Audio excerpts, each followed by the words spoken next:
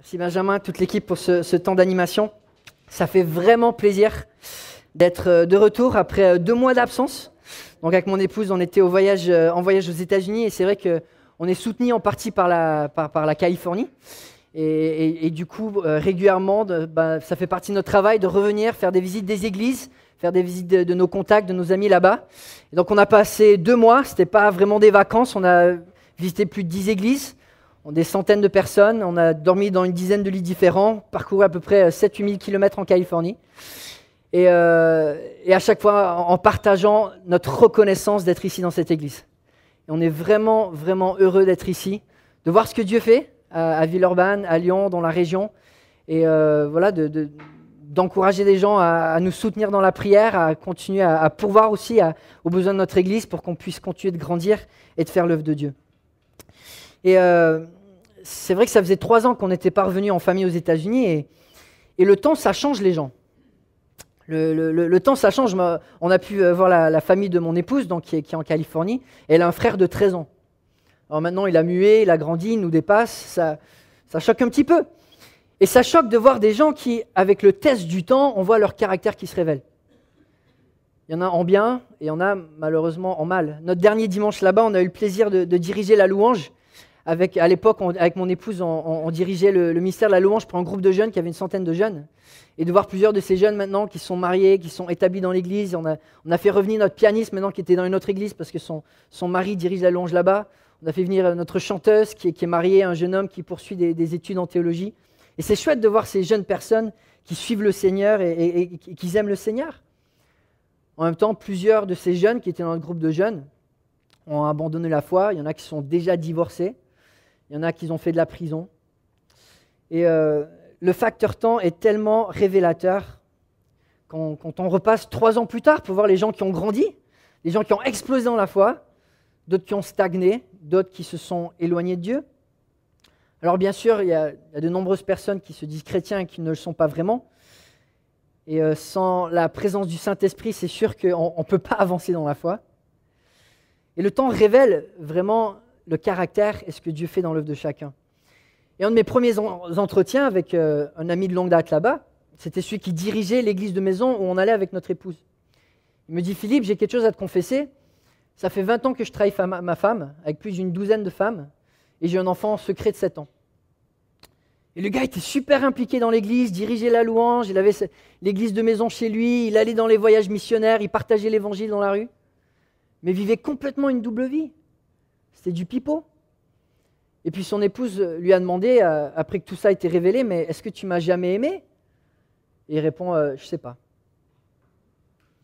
Le gars était vraiment doué, c'était un leader, c'était un homme plein de talent, et pourtant, un homme qui n'avait pas d'amour. Un homme qui pouvait être occupé à faire les choses de Dieu, mais dans son cœur, il n'y avait pas l'amour. Et bien sûr, ça s'est vu dans son mariage. Et tout le reste, tous les investissements qu'il a fait, tout ça, ça tombe en miettes. Comme Paul le dit en 1 Corinthiens 13, « Si je parle la langue des hommes et même celle des anges, mais que je n'ai pas l'amour, je suis quoi ? Un cuivre qui résonne ou une cymbale qui retentit. » Juste une cymbale là. C'est éteint, je pense, mais... On sonne, ça se dissout, c'est fini. Et tout ce ministère qu'il a fait pendant 20 ans, 30 ans, c'est oublié parce qu'il n'y avait pas l'amour. Et c'est vrai que c'est l'avertissement des Écritures parce qu'on peut être tellement doué, on peut être tellement talentueux, on peut avoir une foi extraordinaire à faire bouger les montagnes, nous dit Paul, si on n'a pas l'amour, ça ne sert à rien. Ça ne sert à rien. Et quand on voit avec le facteur temps, souvent on voit la même chose. Le manque d'amour mène à une vie gâchée. C'est vrai ou c'est pas vrai ? Enfin, c'est quoi une vie réussie ? C'est quand on a un impact sur les vies autour de nous. Et s'il n'y a pas l'amour, on peut avoir fait des choses qui impressionnent, mais ça ne sert à rien. S'il n'y a pas l'amour, notre vie elle est gâchée. Et malheureusement, c'est le résultat de mon ami qui pendant 20 ans a vécu une double vie. Et je ne sais pas où il sait qu'il en est vraiment avec le Seigneur pour avoir accompli tout cela. Enfin, je prie pour son salut, je ne sais pas s'il est sauvé, mais en même temps, le manque d'amour, je pense qu'on est tous concernés. Et je prie régulièrement pour mon cœur parce que je sais qu'en tant que pasteur, ma responsabilité, c'est d'être plein d'amour. Et mon cœur, rapidement, se refroidit. J'ai besoin de ces prières et j'ai besoin de ce combat. Et je pense que c'est pareil pour chacun de nous. C'est un vrai danger pour tous les chrétiens. On voit en Apocalypse l'église d'Éphèse, qui était une église qui avait porté le plus de fruits presque pendant la période des apôtres, avec Paul qui avait investi 3 ans et tout l'évangile l'évangile s'était répandu dans toute l'Asie grâce au ministère à Éphèse. Et pourtant, Jean va les reprendre en Apocalypse 2, mais ce que j'ai contre toi, c'est que tu as abandonné ton premier amour. Une église qui pouvait faire tellement de choses justes, mais sans l'amour, les gens étaient en train de gâcher leur vie. Jésus avertit aussi, à la fin des temps, à cause de la progression du mal, l'amour du plus grand nombre se refroidira. Et c'est un danger qui nous guette en permanence, qu'on soit occupé à faire les choses de Dieu et que finalement on commence à perdre l'amour et que finalement on continue à suivre des mouvements, mais il n'y a plus de puissance derrière. Le manque d'amour mène à une vie gâchée. Et c'est ce qu'on voit aujourd'hui alors qu'on va ouvrir nos Bibles en Jean chapitre 21. On finit finalement l'évangile de Jean après toutes ces années. Et on arrive au chapitre 21 dans lequel on voit l'exemple de Pierre et des disciples qui, à cause de manque d'amour, sont en train littéralement de gâcher leur vie. Et Jésus qui va devoir intervenir.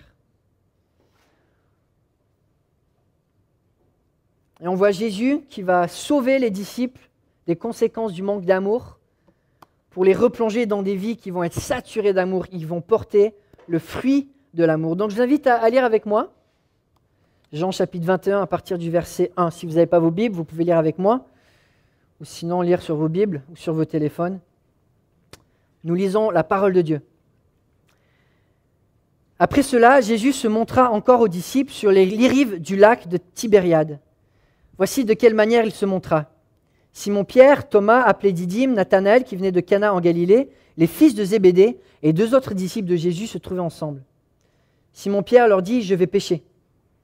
Ils lui dirent « Nous allons aussi avec toi ». Ils sortirent et montèrent aussitôt dans une barque, mais cette nuit-là, ils ne prirent rien. Le matin venu, Jésus se trouva sur le rivage, mais les disciples ne savaient pas que c'était lui. Il leur dit « Les enfants, n'avez-vous rien à manger ?» Ils lui répondirent « Non ». Il leur dit « Jetez le filet du côté droit de la barque et vous trouverez ». Ils le jetèrent donc et ils ne parvinrent plus à le retirer tant qu'il y avait de poissons. Alors le disciple que Jésus aimait dit à Pierre « C'est le Seigneur !» Dès qu'il eut entendu que c'était le Seigneur, Simon-Pierre remit son vêtement et sa ceinture, car il s'était déshabillé et se jeta dans le lac. Les autres disciples vinrent avec la barque en tenant le filet plein de poissons, car ils n'étaient pas loin de la rive, à une centaine de mètres. Lorsqu'ils furent descendus à terre, ils virent là un feu de braise avec un poisson dessus et du pain.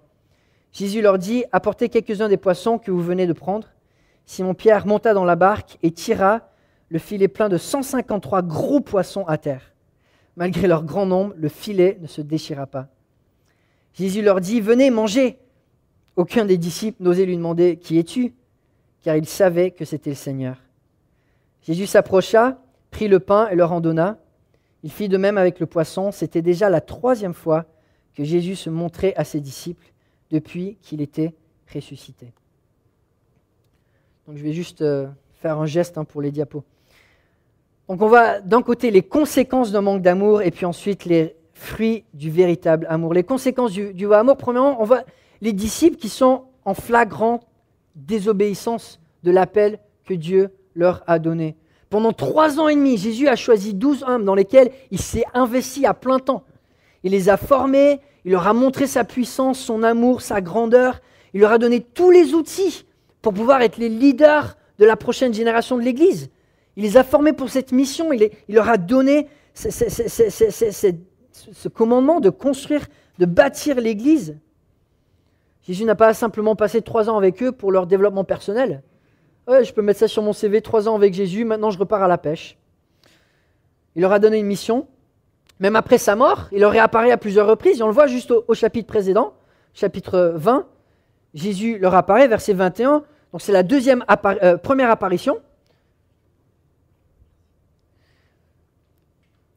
Première apparition où Thomas n'est pas là, puis il va réapparaître lorsque Thomas est présent. Et puis là, ça va être la 3e apparition au bord du lac de Galilée, lac de Tibériade. Donc on voit cette apparition, Jésus leur dit de nouveau « Que la paix soit avec vous, tout comme le Père m'a envoyé, moi aussi je vous envoie. » Après ces paroles, il souffla sur eux et leur dit « Recevez le Saint-Esprit. Ceux à qui vous pardonnerez les péchés, ils leur seront pardonnés. Ceux à qui vous les retiendrez, ils leur seront retenus. » Donc les disciples, ils ont une mission claire. Jésus les a appelés. Il leur a dit « Suivez-moi ». Les disciples le suivent pendant 3 ans et puis quand Jésus meurt, ils repartent faire la pêche. Et on voit dans ce passage, il y en a 7 des 12, enfin des 11 maintenant, parce que Judas en fait plus partie, 7 des 11 qui sont ensemble. Simon-Pierre, Thomas, Nathanaël, les fils de Zébédée, donc Jacques et Jean, et 2 autres disciples. Et Simon-Pierre, le leader, leur dit « Je vais pêcher, je reprends mon business ». Jésus leur avait dit « Retournez en Galilée ». Et pour le rencontrer à la montagne, là où il va les enseigner, il va repartir. Et pourtant, les disciples reprennent le business. Et donc on voit Pierre qui monte dans la barque. Dans la Second 21, c'est écrit une barque, mais en grec c'est la barque. Ça prouve une appartenance. Pierre avait encore son équipement de business. C'est sa barque, c'est ses filets, c'est son équipement. Il avait un business avec qui il travaillait avec Jacques et Jean, donc il les fait revenir. Et puis les 4 autres disciples, on ne sait même pas s'ils étaient pêcheurs de métier, mais voilà, ils ne savent plus quoi faire, donc ils reprennent le business avec Pierre. Jésus avait confié le futur de l'évangile et de l'Église à ses disciples, mais là ils sont perdus. Ils ont perdu leur motivation. Et là, leur amour pour Dieu, leur amour pour la mission que Dieu leur a donnée, et leur amour pour la santé spirituelle des autres, elle est mise à l'épreuve. Et ils échouent lamentablement. Lamentablement. Juste après quelques semaines, Jésus leur est apparu à Jérusalem 2 fois, il les envoie en Galilée, donc ils attendent peut-être 1, 2, 3 semaines. On sait que c'est dans 40 jours avant l'ascension. Et plutôt qu'aller de l'avant, ils préfèrent faire un bond de 4 ans en arrière. Ils désobéissent délibérément à Jésus, ils rejettent son appel. Et c'est vraiment un moment tragique dans lequel Jésus doit intervenir. Jésus a appelé ses disciples avec un commandement central, de l'aimer lui, d'aimer leur prochain. Mais là, les disciples, ils ne sont pas prêts à faire l'œuvre de Dieu. Et une des raisons, c'est qu'ils ne sont pas en règle avec Dieu. Ils ne sont pas en règle parce que les derniers événements, c'est qu'ils viennent de le trahir. Et il n'y a pas encore eu de réconciliation. Leurs cœurs sont encore dans cet état où ils ont pitié d'eux-mêmes, ils n'ont pas tourné la page, ils n'ont pas vraiment fait ces étapes de repentance et de réconciliation. Et l'appel que Jésus leur a donné en Jean chapitre 20, je vous envoie pour annoncer le pardon des péchés. Mais eux-mêmes ne le mettent pas en pratique dans leur vie. Ils n'ont pas encore fait cette démarche de pardon et du coup, ils ne sont pas dans la démarche d'aller vers les autres pour encourager le pardon et la transformation de l'Évangile. Ils sont en pleine désobéissance et ils sont en train de gâcher leur vie. Ils reviennent en arrière. C'est tragique. Les disciples sont les seuls dépositaires de la bonne nouvelle. Jésus en a choisi 12, maintenant 11, parce qu'il y en a un qui a trahi. Mais ils manquent d'amour. Ils n'ont pas cet amour des âmes perdues. Jésus leur avait déjà dit, je vais vous faire des pêcheurs d'hommes. Mais le salut des âmes, à ce moment-là, ils sont plus centrés sur leur propre sort, leur propre confort, que l'amour vers les autres, que l'amour pour construire l'Église, guider les autres, s'investir, l'amour pour Dieu, pour sa mission. Et ils reprennent la pêche. Par manque d'amour. Et leur vie devient une vie sans sens. Le manque d'amour résulte premièrement en désobéissance flagrante. Deuxièmement, on voit juste le vide, la vanité, le manque de sens de la vie des disciples qui font un bond en arrière. Et on le voit, ça n'a aucun succès. Ils sont les plus qualifiés de l'univers pour faire cette œuvre à laquelle Dieu les a appelés, de construire l'Église. Et pourtant, ils vont retourner à la pêche pour certains, et d'autres, c'est peut-être nouveau pour eux. Ils sont peut-être pas du tout qualifiés pour être des pêcheurs. Ils sont littéralement en train de gâcher leur vie. Ils passent à côté du plan de Dieu pour eux. Et c'est pas que ça serait un péché pour certaines personnes d'être des pêcheurs si c'est l'appel que Dieu a, mais pour les disciples, Dieu leur avait donné un autre appel. Et là, dans cette scène, on voit les disciples qui sont revenus en Galilée. Jésus leur est déjà apparu à deux reprises, il les a envoyés en Galilée. pour le retrouver au mont Hermon. Là, on voit le mont en neige. Et là, on voit leur plan qu'ils échouent. Même avec des pêcheurs expérimentés, ils passent toute la nuit, ils passent des heures. C'est presque comme s'ils disent, mais par notre propre volonté, on va quand même y arriver. Et ils poussent leur corps au-delà de leurs limites. Ils vont se pousser, essayer de se dépasser en disant, mais on n'est peut-être pas dans le plan de Dieu, mais on peut quand même arriver à faire quelque chose. Et ils vont lutter toute la nuit en disant, mais on va quand même arriver à attraper des poissons. Enfin, on est qualifié pour ça. Et là, on voit que quand on se coupe là, de la volonté de Dieu, il n'y a plus aucune bénédiction. C'est sec, c'est vide, il n'y a rien. La bénédiction de Dieu, elle est coupée. Il teste la volonté de Dieu et il n'y a rien qui sort. Ma mère me raconte que quand elle s'est convertie à 16 ans, et peu après, il y a une présentation dans son église, c'était dans l'État de New York où elle s'est convertie, où un homme est venu présenter les besoins spirituels de la France. Et elle a été convaincue dans son cœur que Dieu l'appelait à être missionnaire en France. Vraiment une grande conviction que rien d'autre n'avait de sens. Et pourtant, elle me dit, mais j'ai enfoui cette conviction et je suis parti en école d'infirmière. Et j'avais vraiment mauvaise conscience parce que je savais que Dieu m'avait appelé à quelque chose, mais je me disais, je vais quand même poursuivre autre chose. Et elle me dit, c'est mon histoire de Jonas. En un an, je me suis cassé la jambe 3 fois. Il n'y a rien qui me réussissait. Et j'ai dit, Seigneur, j'arrête ma rébellion et je pars. Elle est partie en France, elle avait 20 ans, elle ne parlait pas un mot de français. Et pourtant, elle évangélisait, elle prenait sa Bible en français, elle montrait les versets dans la rue et elle amenait les gens à l'église. Et puis elle a rencontré mon père, elle a eu 6 enfants, enfin voilà. Mais quand on rejette le plan de Dieu, on récolte le vide. C'est ce qui se passe quand on endurcit notre conscience pour faire ce qui est mal aux yeux de Dieu. Et on le sait, quand on endurcit notre conscience pour fréquenter une personne qu'on ne devrait pas fréquenter, on ressent ce vide. Quand on endurcit notre cœur pour s'engager dans des péchés qui ne plaisent pas à Dieu, on ressent ce vide. Quand on s'éloigne de l'église locale et de notre responsabilité d'être une pierre vivante, d'être un membre qui utilise, en utilisant nos dons spirituels pour le bienfait des autres, on sent ce vide. C'est ce qui se passe quand on ne vit pas au quotidien en cherchant à être rempli du Saint-Esprit. On ressent qu'on gâche les journées qu'on vit. Quand Dieu nous sauve, il nous sauve pour une mission. Et une fois qu'on a le Saint-Esprit, on n'a pas le choix que d'être dans cette mission où on obéit à l'appel que Dieu nous a donné en pratiquant l'amour là où il nous envoie. Sinon, on gâche notre vie et la bénédiction de Dieu, elle est asséchée. Elle est asséchée. Et là, on voit le contraste quand Jésus arrive. Jésus arrive et en une phrase, c'est la bénédiction, mais qui tombe du ciel, c'est miraculeux. Et Jésus, il va provoquer, les gars. Et là, ils sont peut-être à 100 mètres. Enfin, la Bible dit qu'ils sont à plus de 100 mètres, parce que Pierre va mettre son vêtement, il va nager. Ils sont à plus de 100 mètres, donc Jésus, il est au bord. Les gars, vous avez attrapé quelque chose ? Non, que dalle. Moi, j'ai à manger ici. Au fait, les poissons de ce quartier-là, ils sont gauchers, il faut aller de l'autre côté. Et ils essaient, et puis 153 poissons d'un coup. Quand Dieu intervient, c'est la bénédiction directe, mais il n'y a pas photo, mais c'est parce que Jésus est là. C'est parce que Jésus est là. Et une fois de plus, c'est une manifestation du Jésus ressuscité, évidente que c'est Jésus qui est là, et que c'est Jésus. Alors, on sait que le corps de Jésus, après sa résurrection, était différent. Marie le prenait pour le jardinier. On voit que les disciples sur le chemin d'Emmaüs n'arrivent pas à le reconnaître. Et c'est un peu pareil, son apparence a un petit peu changé. Mais pourtant, les disciples savent que c'est Jésus. Pourquoi ? Parce qu'il y a la bénédiction qui suit. Et Jésus, dans son ministère, il y avait toujours la bénédiction qui suivait. Il y avait toujours du fruit. Il y avait toujours de la transformation. Il y avait toujours de l'impact. Il n'y avait jamais un moment gâché, un moment vide.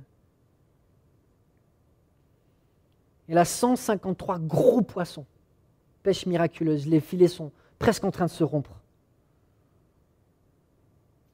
Et ce n'est pas la première fois que Jésus fait ce miracle, c'est un clin d'œil, un passage en Luc, chapitre 5, où c'est au début, quand Jésus va les appeler à devenir ses disciples, et c'est ce qu'il va leur dire, quand il lui finit de parler, donc Jésus enseigne la foule, il dit à Simon, « Avance là où l'eau est profonde et jetez vos filets pour pêcher. » Simon lui répondit, « Maître, nous avons travaillé toute la nuit sans rien prendre, mais sur ta parole, je jetterai les filets. » En gros, Pierre, une fois de plus, ouais, bon, Jésus, si tu le dis, je le fais, mais je te prouverai que j'ai raison parce que c'est quand même mon métier. Et ils jetèrent et prirent une grande quantité de poissons et leur filet se déchirait. Ils firent signe à leurs compagnons qui étaient dans l'autre barque de venir les aider. Ils vinrent et remplirent les deux barques au point qu'elles s'enfonçaient. Quand il vit cela, Simon-Pierre tomba aux genoux de Jésus et dit « Seigneur, éloigne-toi de moi car je suis un homme pécheur. » En effet, lui et tous ceux qui étaient avec lui étaient remplis de frayeur à cause de la pêche qu'ils avaient faite.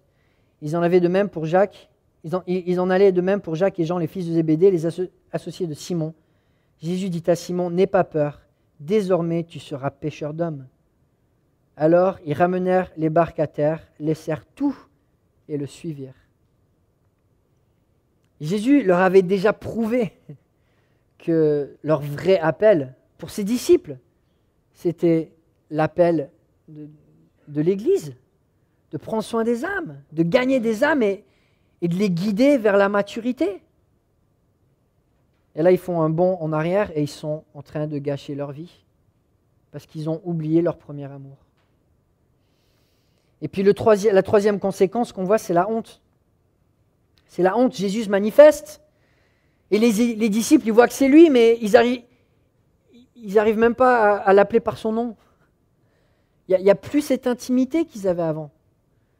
Ils n'arrivent plus à aller jusqu'à cette relation qu'ils avaient, parce qu'il y a quelque chose entre eux et Jésus. Il y a la honte du péché pour lequel il n'y a pas eu encore cette étape de repentance et de réconciliation.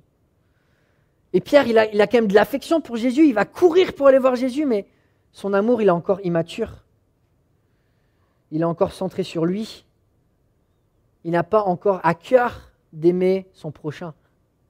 Il aimait être avec Jésus, faire le ministère avec Jésus, être béni par Jésus, mais faire des sacrifices pour aller vers les autres, il n'était pas encore prêt.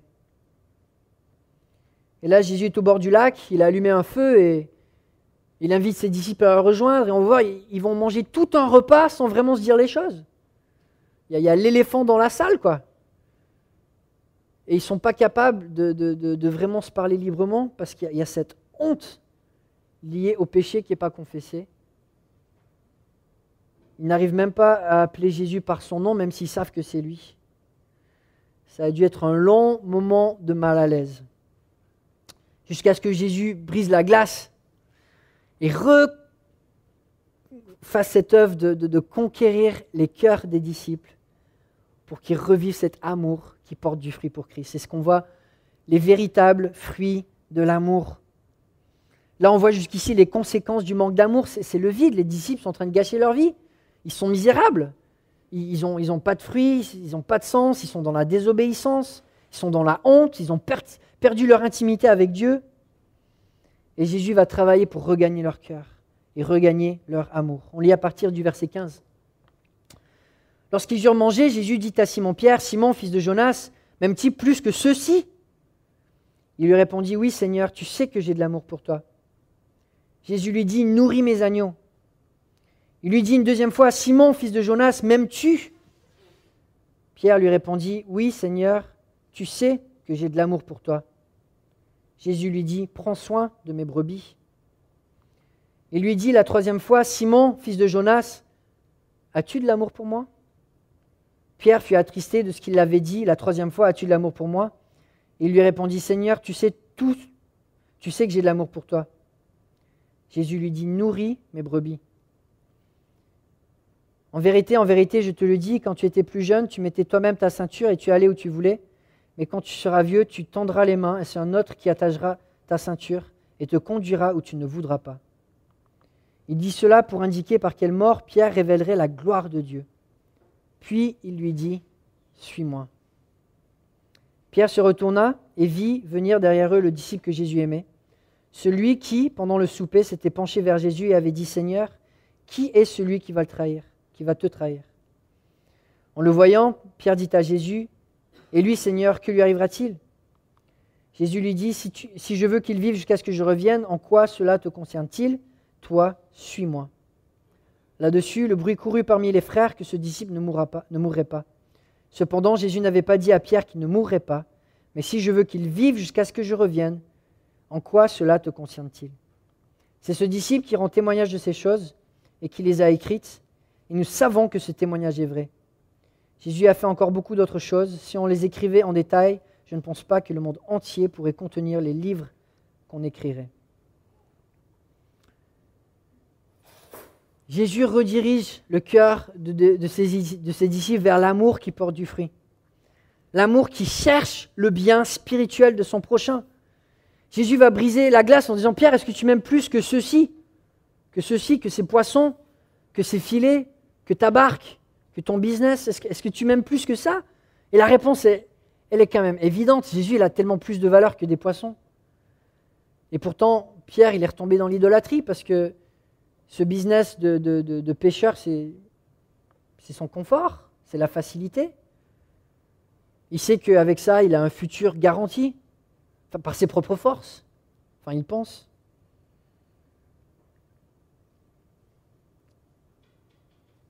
Servir Dieu, risquer sa vie, et surtout prendre la charge de la santé spirituelle des autres, il n'est pas prêt à le faire.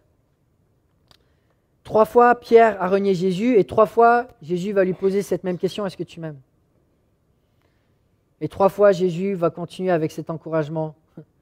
Nourris mes brebis, paie mes brebis, littéralement, sois un berger pour mes brebis. Nourris mes brebis. Et là, on voit un échange en grec. Le mot amour est interchangeable. Jésus va utiliser en premier, est-ce que tu m'aimes, le mot agapé, c'est un amour de l'engagement de la volonté. L'amour le plus fort de l'engagement. Il va dire, est-ce que tu m'aimes avec cet amour-là ? Et Pierre répond, Jésus, tu sais que je te philéo. L'amour des sentiments, l'amour de l'amitié, l'amour de l'affection. Tu sais que je t'aime bien. Alors Jésus pose cette même question, est-ce que tu me agapé ? Est-ce que tu es prêt à t'engager en aimant ton prochain ? Et Pierre, une fois de plus, répond, mais tu sais que je te philéo ? Et Jésus, la 3e fois, il va même remettre cela en question. Est-ce que tu me philéo vraiment ? Est-ce que tu me philéo ? Et Pierre répond, tu sais tout.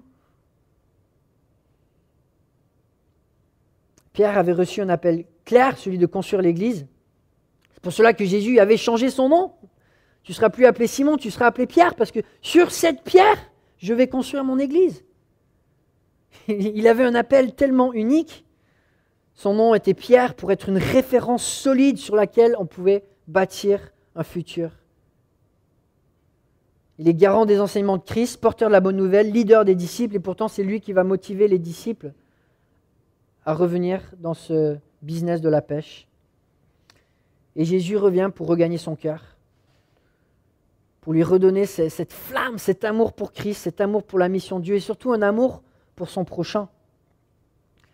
Parce qu'on le sait, le vrai amour chrétien, c'est l'amour qui pense aux autres.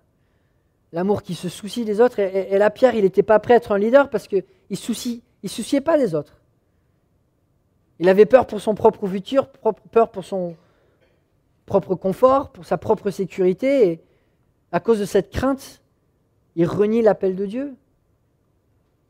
Et Jésus lui dit, mais si tu m'aimes, et si tu aimes les autres, tu vas pouvoir trouver la force d'aller de l'avant et de ne pas gâcher ta vie. Comme je le disais, une vie réussie, c'est une vie dans laquelle il y a de l'amour pour le prochain.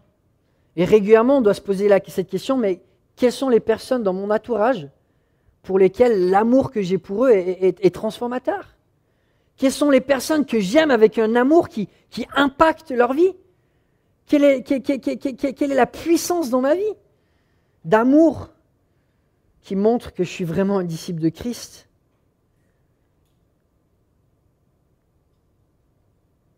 Cet amour pour Dieu, cet amour pour le prochain, c'est notre motivation, c'est ce qui nous fait combattre le péché, parce qu'on sait que si on n'est pas en règle avec Dieu, on n'est pas dans la bonne disposition pour aimer notre prochain et pour s'engager pour bénir l'autre. Et c'est pour ça aussi qu'on veut développer des relations profondes dans l'Église, pour obéir à Dieu, mais aussi pour être une bénédiction à un plus grand nombre. L'appel du christianisme, c'est un appel centré sur les autres, pas sur soi-même. c'était central pour Paul, pour Pierre en tant qu'apôtre, mais aussi pour chacun de nous en tant que chrétien. L'amour qui porte du fruit, c'est l'amour qui est centré sur les autres. Et Pierre, c'était cette mission, mais prends soin des brebis, prends soin des frères et sœurs, prends soin des âmes qui ont besoin de trouver le berger. Et puis finalement, l'amour qui porte du fruit, c'est l'amour qui est prêt à faire des sacrifices. L'amour qui cherche le bien des autres, il va être prêt à porter une charge et il va être prêt à porter une souffrance. Et Jésus va révéler cette prédiction à Pierre que Pierre va mourir martyr pour Christ. Et on pourrait se dire, c'est quand même galère. Enfin, si on devait apprendre que un jour tu vas mourir martyr, je dis, Jésus, ça picote quoi. Pourquoi tu dis ça à Pierre? Et en même temps, je pense que Jésus lui dit vraiment comme un encouragement. Parce que ça fait déjà plusieurs reprises que Pierre avait dit qu'il voudrait mourir pour Christ. Et quand l'opportunité est venue, il a renié Christ. Et Jésus lui donne cet encouragement. Plus jamais tu me renieras. Tu vas aller jusqu'au bout. Et l'encouragement est vraiment positif parce que tu vas aller jusqu'au bout et tu seras vieux. Tu seras vieux quand ça va t'arriver et tu vas aller jusqu'au bout de ton amour. Cet amour que tu n'arrives pas aujourd'hui à me montrer, tu vas l'avoir. Et tu vas aimer jusqu'au bout, même en donnant ta vie. Et je pense que c'est le plus grand encouragement que Pierre pouvait recevoir. Et même si ça fait peur, je pense que si quelqu'un nous disait, écoute, un jour tu vas avoir un amour tellement grand et une foi tellement ferme que tu vas mourir avec joie par amour pour Christ, il y a deux choses qu'on peut se dire. Premièrement, gloire à Dieu. Et deuxièmement, avant que je puisse mourir comme ça, il faut que je meure à moi-même. Et le Pierre qui va mourir martyr, ce n'est pas le même Pierre à qui Jésus est en train de parler. Ce Pierre-là, il a besoin de mourir. Et Pierre va devoir mourir à lui-même avant de pouvoir avoir cet amour qui va donner sa vie. Mais quel encouragement. Jésus lui dit, tu vas persévérer jusqu'au bout.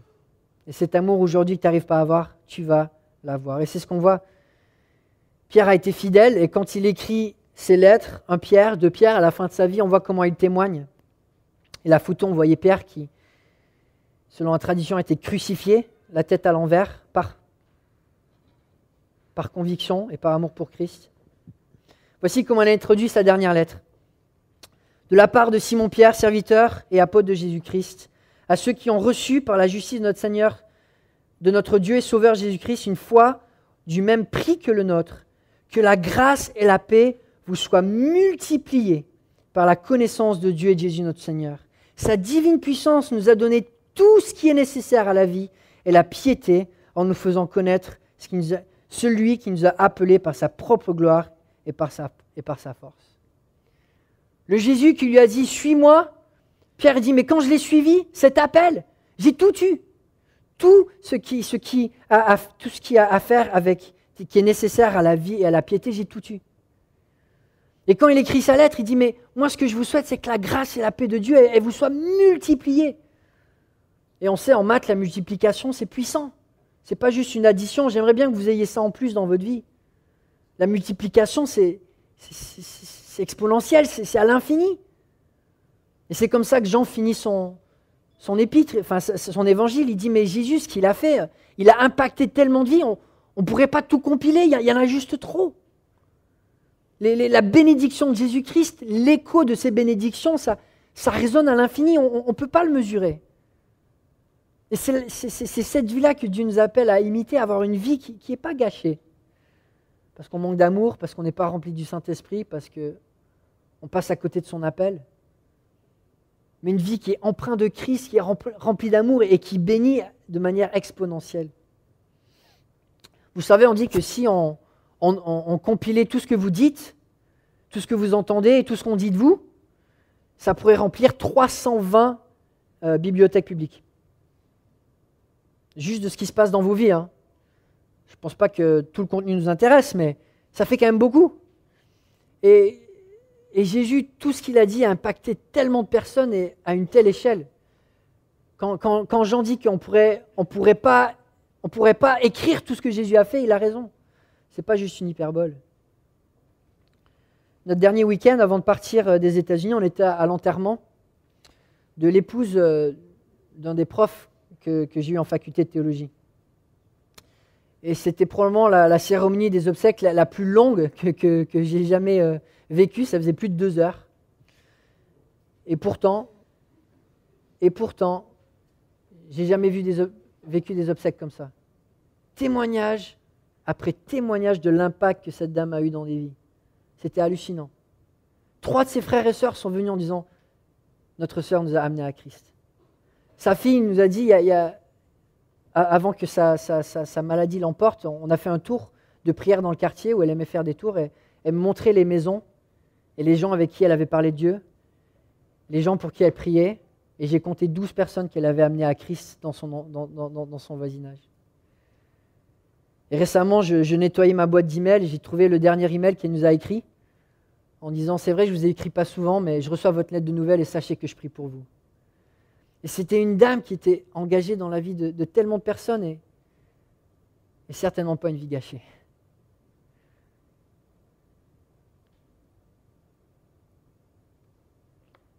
Que Dieu nous donne aussi de persévérer avec l'amour qu'il nous donne pour avoir une vie qui compte. Amen. Prions ensemble. Père Céleste, merci pour cette aventure que nous avons vécue dans l'évangile de Jean. Tous ces enseignements, tous ces challenges, tous ces défis, toutes ces vérités. Et Père Céleste, merci pour ce sauveur que tu nous as donné en Jésus-Christ. Merci pour ce qu'il nous a montré, son amour, sa vérité, sa puissance, et donne-nous d'avoir une vie qui l'imite et qui le reflète. Oui, Père Céleste, donne-nous de s'éloigner de tout ce qui n'est pas de toi. Et Père Céleste, je te remercie pour la réconciliation que Pierre a pu avoir après s'être éloigné. Et je te prie pour chacun de nous, Père Céleste, si certains d'entre nous ne sont pas réconciliés avec toi, que nous puissions le faire maintenant. Que nous puissions venir vers toi qui a les bras ouverts, confesser nos péchés et savoir que nous sommes pleinement acceptés par Christ qui a tout payé pour nous.